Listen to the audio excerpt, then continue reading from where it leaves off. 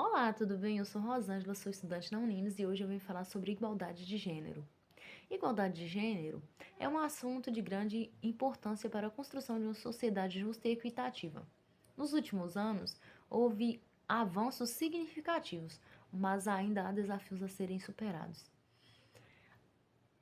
A luta pela igualdade de gênero é um grande processo que requer a participação ativa e contínua de todos, sendo fundamental que continuemos superando juntos todos os desafios a construir uma sociedade mais justa e equitativa. É fundamental que todos sejam conscientes da importância da igualdade de gênero e trabalhem juntos para promovê-la e tornar uma sociedade de igualdade e não de discriminação. E hoje eu trago Magda para falar para a gente um pouco da sua história. Magda é uma jovem senhora que teve grande destaque em sua região. Ela hoje reside em Rubim e Palmópolis. Sua história é de grande inspiração devido à sua luta e nunca ter abaixado a cabeça diante das adversidades. Passou por muita dificuldade para estudar, uma mulher guerreira que batalhou ainda muito jovem para conquistar os seus sonhos. Magda, fale um pouco para a gente sobre a sua infância.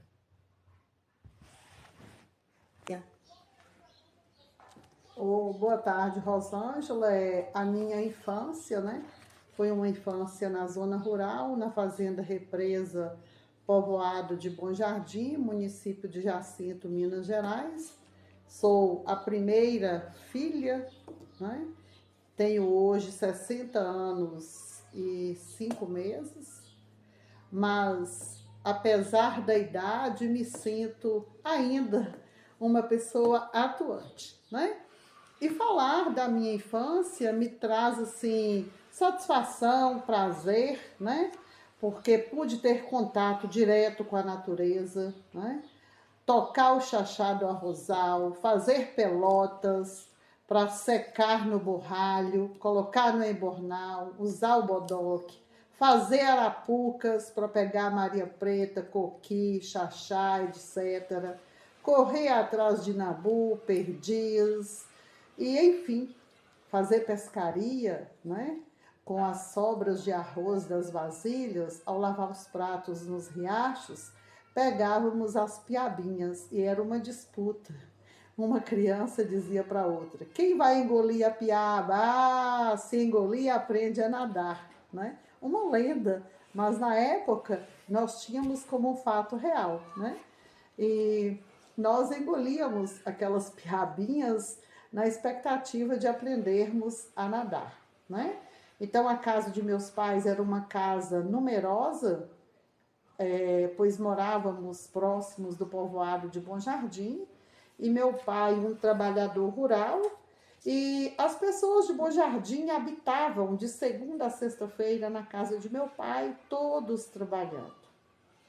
Então nós tínhamos plantações grandes de arroz, milho, feijão, produzíamos farinha, né? E todas as crianças, o dever das crianças era despontar as mandiocas, né? Os adultos raspavam e nós íamos despontar.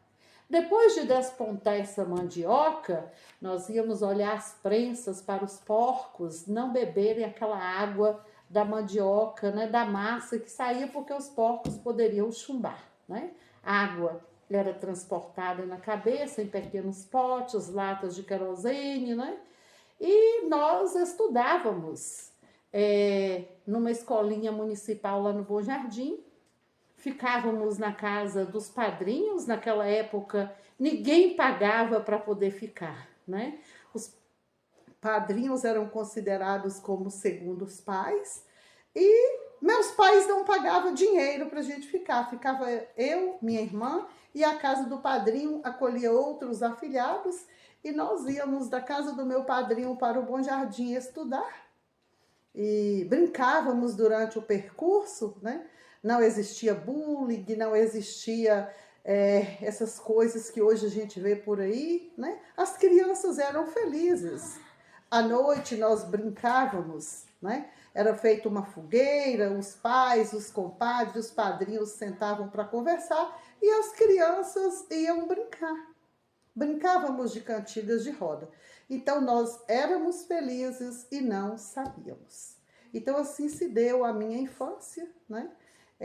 Em um lar de trabalhadores rurais que dali tiravam o sustento para a família e também ajudava as famílias, né?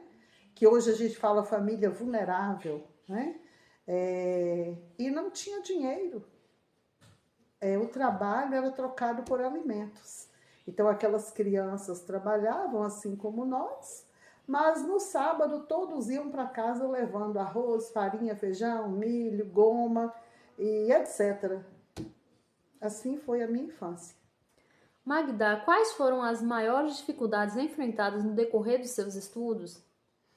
No decorrer dos estudos, né, as dificuldades enfrentadas, porque a fazenda do meu pai, Fazenda Represa, é muito distante de Jacinto. Nós não tínhamos acesso, né? O acesso era animal. E para ir da Fazenda Represa para Jacinto estudar, dificílimo. Então, nós fizemos primeiro e segundo ano, na época não era série, era ano, primeiro e segundo ano no povoado de Bom Jardim, e em 1972, meu pai adquiriu uma casa no Rubim, porque aí já ia ser o terceiro filho, né? E a casa do meu padrinho Joel e madrinha Júlia não mais comportava tantos afilhados. E aí meu pai comprou uma casa no Rubim em 1972 e nós fomos para estudar, né? A minha mãe foi conosco, eu e mais 3 irmãos, né? Então tivemos que separar, né, do nosso pai, separar sim, porque meu pai ficava na fazenda trabalhando, né, para levar mantimentos para a gente se manter na cidade. E quando chegou o período do ensino médio, muito difícil, porque na época das décadas de 80, Rubim possuía, né? Começou com o ensino médio, 2 cursos profissionalizantes. O magistério e o técnico em contabilidade. Eu fui fazer magistério e na época nós tínhamos que pagar mensalidades, né? Comprar livros, comprar material didático para fazer flanelógrafo e etc. E meus pais já estavam separados, né? Então nós não tínhamos mais recursos financeiros. Nós já atravessávamos uma fase difícil da vida. Mas mesmo diante da separação de meus pais, eu encontrei, né, um professor do curso técnico de contabilidade, eu com meus 17 anos e ele já maior de idade, eu aluna do curso de magistério e ele professor do curso técnico de contabilidade. Começamos uma paquera e essa paquera se transformou em namoro. E eu não tinha, de fato, meus pais já atravessando dificuldades em função da separação, e aí? Quem iria pagar as mensalidades do colégio? Eu não tinha condições. Então, o meu namorado, ele me ajudava, né? No mês que eu não tinha condição de pagar a mensalidade, então o meu namorado me ajudou muito, né? Meus flanelógrafos não eram feitos de papel cartão, eram feitos com papel de embrulho, né? Na época não tinha sacola plástica, então era um papel craft que os comerciantes usavam para poder enrolar as mercadorias e os produtos que eram vendidos, né? Então eu ia nos comércios, pegava as caixas de papelão e para revestir esse papelão eu usava aqueles papéis, né? Alguns já tinham cores, outros eram cru mesmo. E eu fazia as pregas, né, para eu trabalhar o quadro valor de lugar, trabalhar a decomposição. Então a gente usava os palitos de picolés. Assim, foi uma luta para poder conseguir fazer o magistério, né? E aí eu me profissionalizei e a coisa começou a mudar de figura. Magda, fale um pouco sobre os projetos realizados para a comunidade e a importância de cada um para você. Então, eu formei, né, na cidade de Rubim, na Escola Estadual Valmir Almeida Costa. em 1985. Em 1986, Palmópolis já precisava da importação de mão de obra, né, de profissionais qualificados, e do Rubim, da região Almenara, Jequitinhonha, vieram vários professores, dentre eles a minha pessoa, né? E ao chegar em Palmópolis, eu fui designada para trabalhar numa escola estadual de zona rural vinculada a Clóvis Salgado, que era a escola estadual de Chapadinha vinculada a governador Clóvis Salgado. E ao chegar naquela comunidade, eu me deparei com uma realidade totalmente diferente da realidade do Rubim. Então, era uma comunidade que chovia bastante, muita água, muitos brejos, crianças desnutridas, raquíticas, não existia merendas na escola, né? Porque na época o diretor não era votado, era indicado, era cargo de confiança, e Palmópolis pertencia a Rio do Prado. Na época, prefeitos era Arnaldo Viana e Clemente Porto, então eles que compravam a merenda e distribuíam para todas as escolas. E aí a merenda chegava muito pouco, né, na nossa escola, e os alunos vinham de muito longe, né, com muitas necessidades. Então, a partir daquelas dificuldades, eu senti-me na obrigação, eu e minha outra colega, Rosália Pereira Damasceno, né, a gente ia no Rubim. E as irmãs de caridade da Igreja Católica, nós contávamos para elas essas situações que nós estávamos encontrando, né? Muita hanseníase na comunidade, não existia tratamento na época, tudo muito difícil. E lá do Rubim nós trazíamos os vermífugos que as irmãs faziam, né, fitoterápicos, ganhávamos donativos e começamos a conversar e encontrei uma senhora por nome Raete Claire. Ela é descendente de estrangeira, chegava para a cidade de Jequitinhonha, creio que foi uma das primeiras assistentes sociais formadas a chegarem para o Baixo Jequitinhonha, e ela veio trabalhar na Caritas. E ela estava com uma pesquisa a ser desenvolvida para a ONU sobre hanseníase. Então, ali juntou o útil ao agradável. Então, foi assim, a primeira vez que Magda deparou, né? E foi assim, eu mergulhei, né? Aí eu já estava com o saudoso professor Gilvando Ellen, né, que hoje já se encontra em outro plano, e nós debruçamos sobre o mapeamento de todas aquelas famílias com hanseníase naquela época, né, nas décadas de 80. E a partir dali começamos, né? Deu um vendaval na escola, retirou o telhado, então nós começamos a fazer bingos, fazer eventos em prol de melhoria da escola, aquisição de vasilhas, merenda escolar. No decorrer do tempo, essa escola, houve a perseguição política diante da minha atuação na comunidade, fecharam-se essa escola, né? E aí nós fomos junto ao saudoso senhor Alírio, vulgo Alírio Preto, como era conhecido na região. Era um militante, ele não possuía grau de escolaridade, mas era letrado, possuía um conhecimento muito além, montado no seu animal, era uma mula, vestia um capote com alforjes gigantescos que ali ele levava seus alimentos. E seu Alírio, Agnes Leles, um professor que veio de Barbacena para trabalhar aqui.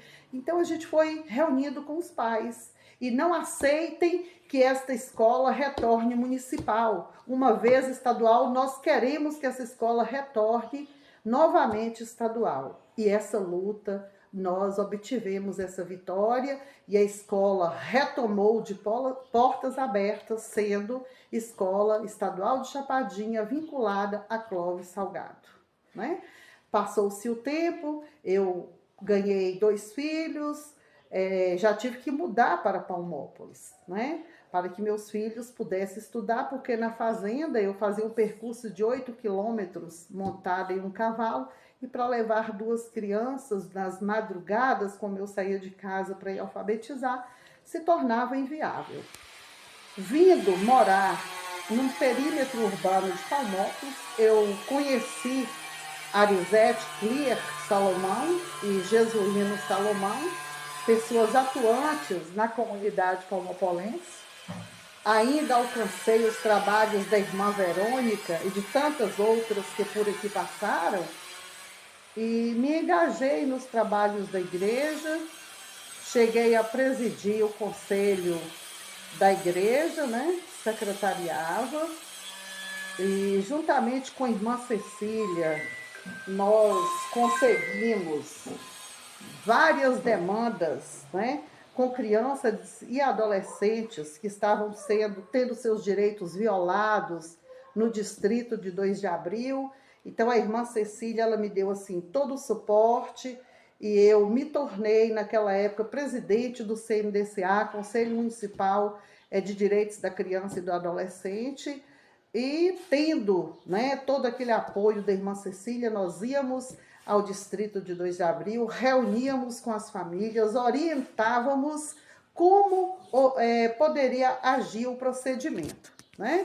E com essas lutas, despertou em mim vários sonhos, dentre eles me tornar uma vereadora no município de Palmópolis. Tá certo? E o primeiro mandato eu perdi por 18 votos, perdi a campanha, mas não perdi a luta, porque a luta aí intensificou, né? Eu vi que eu tinha um potencial de liderança naquela época, e quando foi no próximo pleito, eu me candidatei, né? Juntamente com o candidato Dr. Renato Kaufmann Weibel de Souza, e eu fui a única eleita pelo PDT naquela época, o partido majoritário do prefeito, né? E minha cabeça assim transbordava de sonhos, muitos sonhos, mas naquela época, período 2001 a 2004, Magda era a única legisladora que possuía um ensino superior. E por ser detentora dessa formação acadêmica, então, quando os projetos chegavam na Câmara, eu queria saber, conhecer, né, as entrelinhas daqueles artigos, daqueles parágrafos, e a Câmara possuía uma assessoria. Então, eu fazia jus daquela assessoria que a Câmara disponibilizava. E por eu buscar esse conhecimento, automaticamente eu me tornei uma pessoa antipatizada pelas minhas paridades, né? E projetos, as indicações, pedidos de providência eram aprovados, mas ficavam à mercê do executivo, sancionar ou não, né? Como não era de interesse, né, que tornasse público que aquele pedido de providência era de autoria daquela legisladora Magda, aí eu pensei, poxa, eu tenho ofícios, eu vim de uma família artesã, de trabalhadores, e eu tenho ofícios em mãos, e vou fazer jus a esses ofícios, né? E durante o período político, meu esposo fez uma paródia assim: Magda, vereadora, é saúde para o povo, educação para as crianças. Em Magda a gente vota, o voto da esperança. E essa paródia, ela marcou muito a minha campanha, e a terra tremia quando passava essa paródia, quando ela era cantada. E os pais depositaram muita esperança em Magda. Mas ao chegar no legislativo, nada saía, né? Foi aí então que eu comecei a usar meus ofícios, né? Na época tinha um programa Portal da Alvorada, era um programa federal, e tinha lá o saudoso Iraíus, que também já se encontra em outro plano, trabalhava lá, e eu cheguei para o prefeito, o doutor Renato, olha, eu preciso desenvolver oficinas, né, porque como vereadora a coisa não anda, mas como pessoa eu preciso fazer andar, porque eu tenho uma dívida com as pessoas que votaram em mim. Na época foram 144 votos, né? Uma votação expressiva para aquela época.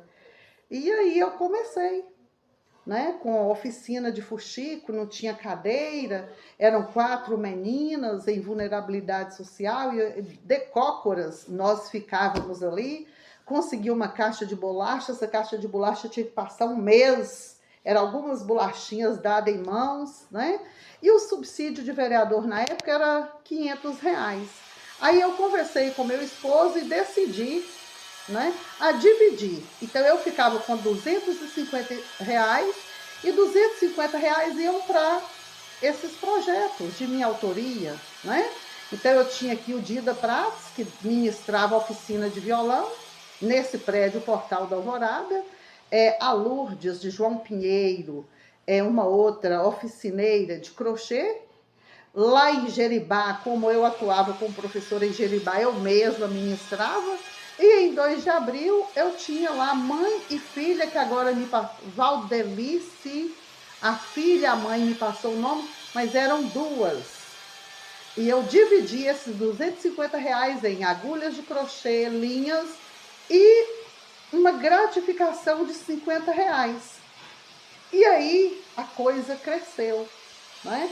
Começamos a produzimos pessoas aprendizes de violão, pessoas aprendizes de fuxico, crochê e bordados pontos livres, mas os pais começaram a mandar os filhos, a demanda cresceu.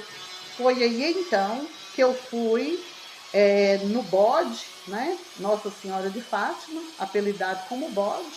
Conheci o Sebastião vulgo Gogó da Ema, ele tinha uma fabriqueta de blocos, né, pré-moldados, e ele havia chegado do litoral paulista e trazia um simples certificado de capoeira.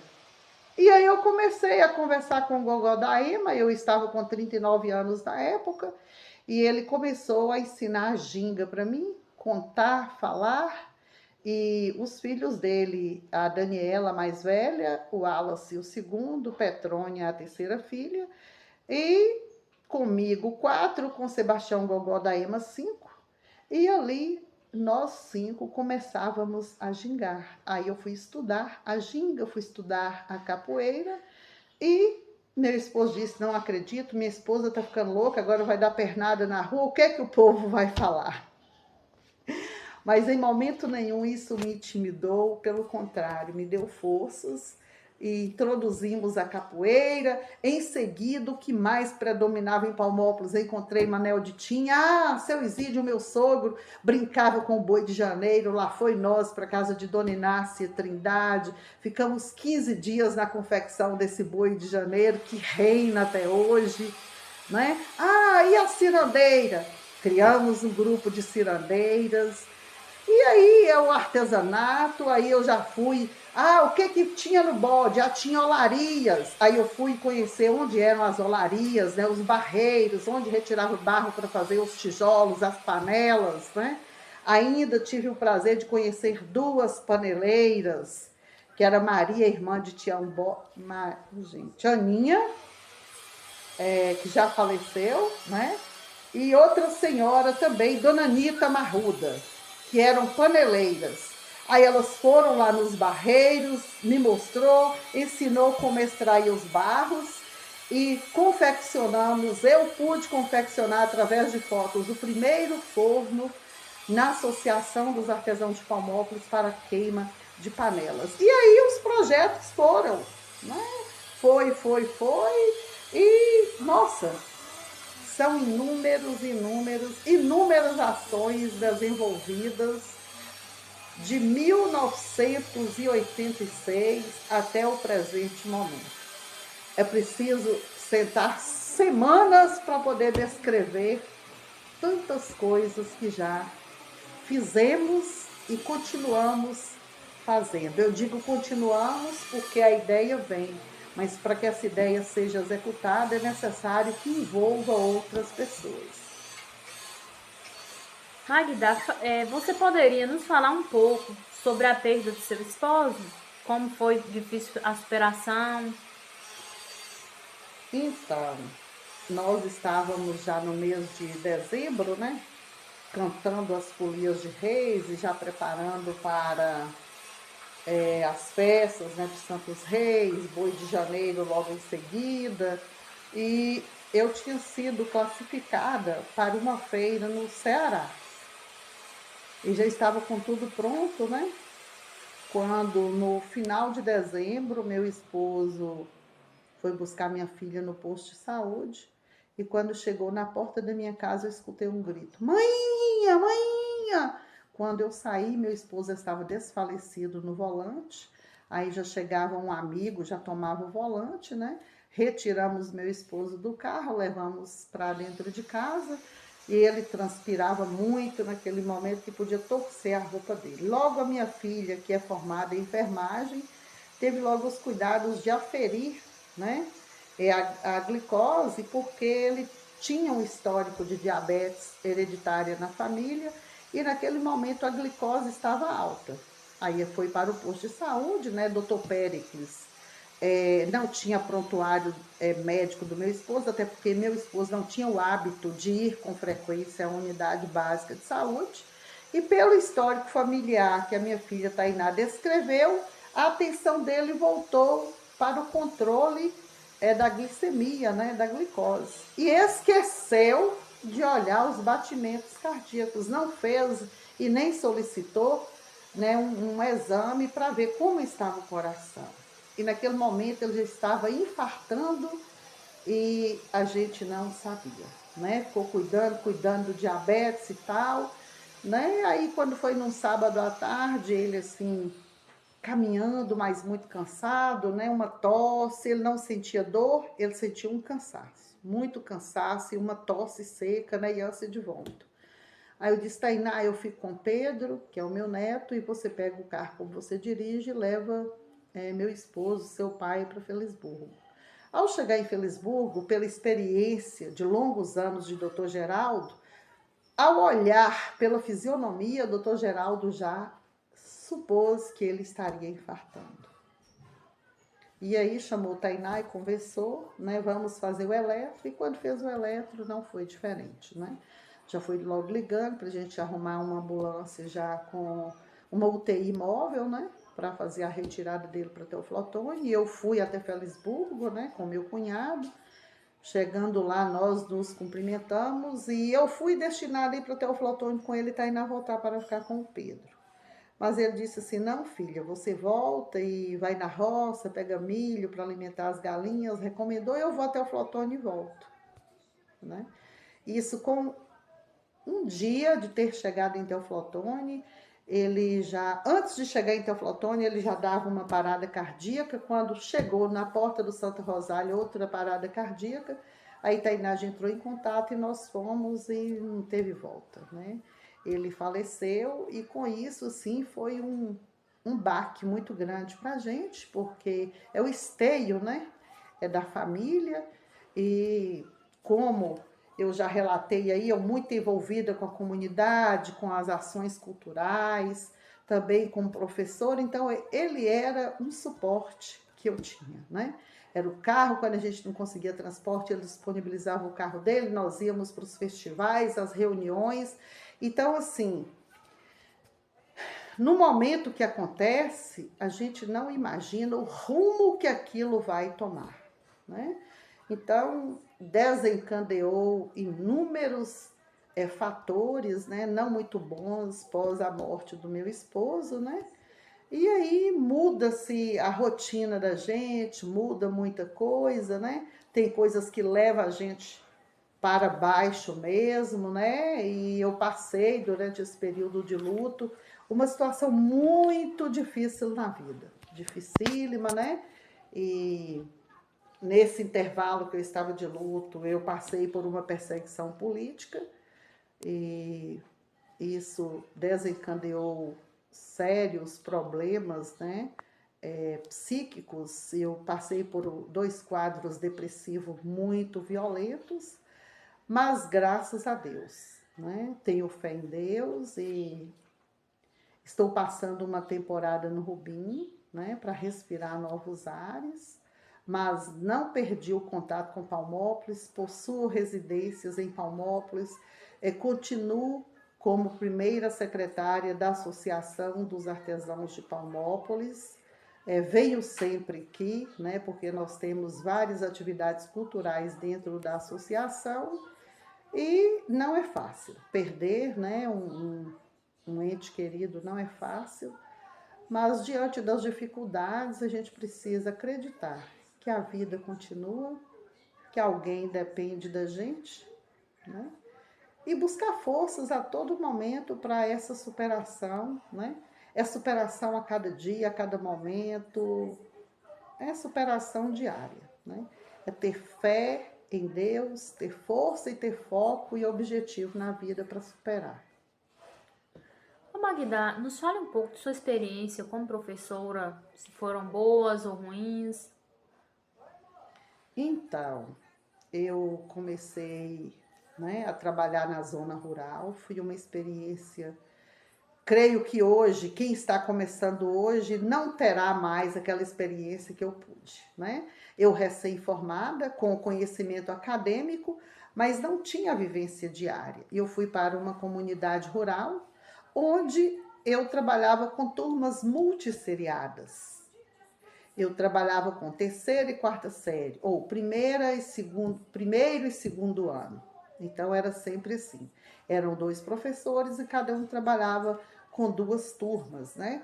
E graças a Deus eram alunos de zona rural, não tínhamos merenda, não tínhamos pé de meia, não tinha Bolsa Família, não tinha Vale Gás, não tinha merenda, nem caderno às vezes tinha para aquela criança escrever. Mas nós éramos tidos como mestres, era um respeito. Toda a comunidade Chapadinha e comunidades rurais no entorno, desde a Pedra Redonda, Calixtos, a Chapadinha, o pessoal ali de Alírio Preto, lá da Fazenda de Dedé, todos eram nossos alunos na Chapadinha. E todos os pais tinham respeito pelos professores. Nós éramos tidos como os mestres de verdade, né?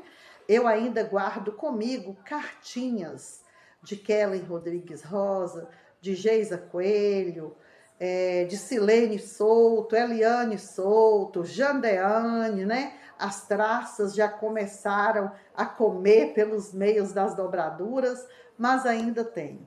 Tenho ainda presentes. Um pano de prato, por sinal que nunca usei, que foi a Ilso Alves, filho de Dona Valentina, que me deu esse pano de prato do professor. Tenho lembrancinha dos meninos de Comadre Bebê ainda guardados. E muita memória daquela comunidade Chapadinha que ainda hoje, mesmo eu não estando presente fisicamente, mas muito amor. Sei que eles me têm muita consideração. Esses ex-alunos, hoje pais, alguns já avós, mas ainda me dão bênção, me têm respeito. Então, adquiri, né, essa experiência que hoje, quem está formando hoje não tem, né? E a minha época era a época da silabação. B com A, ba, D com A, dá, 3 vezes 1, 3, 3 vezes 3, 9, 9 nós fora 0. A tabuada era cantada, tinha que conjugar os verbos, né? Então foi uma época muito bacana. E que a formação de quarta série era uma festa como hoje se faz do ensino médio. Eram os meninos de gravatinha, as meninas de branco, que eu tenho ainda em meus arquivos, né? Esses registros fotográficos. Muito bacana, fotos, né? Os pais, quando iam a Nossa Senhora Aparecida, trazia de lá, tirava uma foto com aquela criança. Eu tenho uma foto, né, do esposo, da filha de Marilza, esposa de Aélio, o genro de Aélio, que casou com a filha de Marisa. Eu tenho uma foto dele, ele com a imagem de Nossa Senhora Aparecida, né? E Gildete tirou aquela foto e fez uma dedicatória. Essa foto vai para minha professora querida, né? Que hoje é o contrário, né? Hoje os alunos não têm mais respeito, os alunos não têm referência de seus mestres, né? Graças a Deus, eu ainda guardo comigo essas boas lembranças e esse carinho de toda a comunidade chapadinha e comunidades rurais no entorno da mesma. Ô Magda, e para encerrar, qual recado você deixa para aquelas mulheres que estão lutando por igualdade de gênero, por igualdade no geral? Olha, o lugar de mulher é onde ela quiser, né? Então nós temos essa liberdade e me casei, né? Como toda mulher se casa, tem um relacionamento. E um dia o meu esposo, eu dava aula de segunda a sexta-feira, sábado cuidava de casa, de horta, de tudo. Domingo eu selava o cavalo, ia para a comunidade Chapadinha celebrar culto e dar aula de catequese. Aí um dia, e fazia brasinha ainda para vender nos intervalos. Aí meu esposo disse assim, mas vem cá, você casou comigo ou com o povo? Eu disse assim, eu casei com os dois, porque quando você me conheceu, eu já militava dentro de um grupo de jovens, o Juruque no Rubim, Juventude Unida a Cristo, e o Jube, Juventude Rubinense do bairro do Ipê. Então você me conheceu nessa trajetória e com certeza eu darei conta de ser esposa, ser mãe, ser professora e ser mulher atuante. Então, eu sempre bati nessa tecla, né? E às vezes é o que falta em nós mulheres, é esse posicionamento, né? Às vezes a gente mulher, o esposo está ciumando, é amor, não é amor. Ciúme é insegurança, né? Então, em uma boa convivência tem que ter compreensão, respeito, né? Às vezes a gente discute, né? Precisa discutir, às vezes a adrenalina fica alta, mas nós precisamos nos posicionar. Nós mulheres precisamos ter esse posicionamento em frente ao nosso companheiro, né? Ciúme não leva a nada. Hoje a mulher, ela não é uma doméstica. Hoje a mulher, ela é uma protagonista do seu ser, ela é construtora da sua história, né? E nós hoje não somos mais, eu não sou dona de casa. Eu oriento todas as mulheres a serem mulheres lindas, maravilhosas, livres, empoderadas e independentes. E o que nos faz a nossa independência, a minha carta de alforria, o meu primeiro diploma, magistério, e depois eu pude fazer o normal superior, né, e outros cursos de aperfeiçoamento. Então, que todas as mulheres, né, hoje nós temos aí o ensino público aí à disposição, o governo Lula ofertando aí várias bolsas de incentivo, né, principalmente para indígenas, quilombolas, LGBTQIA+, né? E, então, hoje, nós temos essas políticas públicas de acessibilidade. Então, você, mulher, saia da beira do fogão, retire o lenço, lave as mãos cheias do cheiro de alho, vista-se uma roupa diferente, ponha seu batom e participe da comunidade, seja atuante, estude, vá para a igreja, vá para os movimentos, vá para os encontros, sinta-se empoderada e empodere outras mulheres, né? E não aceite, nunca, jamais. Em mulher não se bate nem com uma rosa. Por mais bonita que seja a rosa, ela tem espinhos, e os espinhos machucam. Então, isso está dentro de cada uma de nós, nos empoderarmos e nos posicionarmos frente aos nossos companheiros e parceiros. Eu sou mulher, você é homem. E Deus nos fez companheiros. Por que Deus não retirou a pele da cabeça? Para que o homem não mandasse. Nem homem manda em mulher, nem mulher manda em homem. Por que não tirou da pele dos pés? Para que nenhum pisasse em ambos. Então Deus, com sua infinita sapiência, retirou o fio de costela lado a lado para que nós sejamos bons companheiros. Eu não sou o seu dono, nem tampouco você é minha dona e vice-versa. Nós somos companheiros até o dia que dê certo. Se não deu, tchau, meu filho, sua vida segue, a minha segue e a vida continua, né? Então, E aqui agradecendo a Magda pela sua participação, pela sua entrevista, pela colaboração, e que essa história de vida venha ajudar a mais mulheres, incentivar mais mulheres a lutar pela igualdade de gênero, pela sua igualdade na sociedade.